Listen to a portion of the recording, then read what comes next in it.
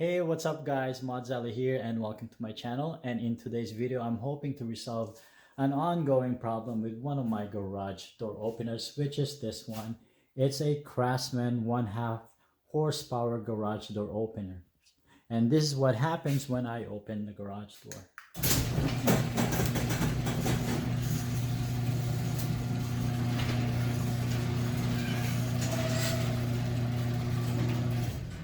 As you saw there, that lifted up just fine. But when I tried to close it, that happens, which is nothing. So I'm hoping that it's a sensor related problem, and I went ahead and purchased this from Amazon, and as usual I will be posting the links to the product down below, so go ahead and check it out. And it's supposed to be a universal fit, and it should work on my Craftsman garage door opener and also on Chamberlain and Liftmaster garage door openers. But always check the specs to make sure that it will work on yours. So I will go ahead and uninstall all the old cables and pull them out from the unit itself. I will be mounting these sensors on the same bracket that I have there originally. So it should be relatively easy and quick fix. So let's go ahead and do that. So let's go ahead and open the box and see what we have here. Basically, you have your safety instructions, and I'm sure this would be the installation instructions. And we have the left and right sensors, and the bolts, screws, and oh, interesting, we have some wire connectors here. So let's see what we got. So by the looks of it, okay, all right, so I see what's happening here. So by the looks of it, these ones are pre-wired, but they're short, so we don't need to pull out the existing cable wires. We'll just have to cut it and tap it into the existing one using the wire crimpers that they supplied. So let's go ahead and do that. I guess we won't be needing the ladder. All we have to do is go down to here and cut it somewhere around here maybe, and reconnect them, take out the old one, and mount the new ones and see how that goes. So I went ahead and snipped out the old one, and let's install the new one. So the way this works is you got the bolt here, slide that into that slot, and the sensor obviously will point towards the other sensor.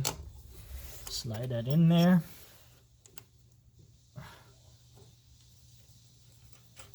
Use the lock and just tighten it by hand, obviously. And then we'll go ahead and connect this with the old existing wire. I don't know if you can see that here, but it's up here. There you have it. I'm just gonna connect that using the crimper connections that they provided, and then we'll see how that goes. So I went ahead and snipped out the old one, and this is pretty much garbage. And next step is to install our sensor, which is straightforward. We have the bolt, which has a square notch, and you basically just slide that in and then align that with the hole. Take your lock and spin away, if I can get it right, and obviously not too tight. And obviously the end of the sensor over here would be facing towards the other one. I went ahead and stripped out the the ends of the wires here, and I will go ahead and do the same thing to the existing wires. I believe it's an 18 gauge wire. If you have a tool perfect, that would avoid you from over cutting into the insulation of the wire. And we'll go ahead and do that. Just make sure you line up the wires black white with black white and white with white, and use the crimper connections that they provided, and then we'll take it from there. The installation is complete, and as I mentioned at the beginning, this is pretty much a very straightforward and simple install. And as you can see here, oops, there is now a yellow light that's come on. And if we look at the other side, hope you guys can see that there's now a green light that's come on. One other thing that I just want to quickly mention, not that it really matters because this is a really low voltage connection. I ended up using my own wire connectors, but you can also use electrical tape or the same ones that they supplied, and you should be fine. So now let's go ahead and test it.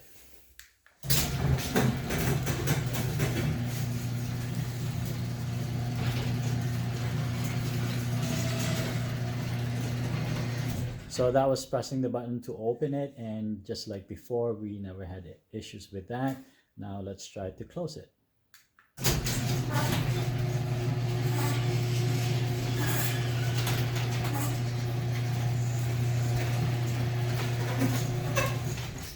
Voila, and no more blinking.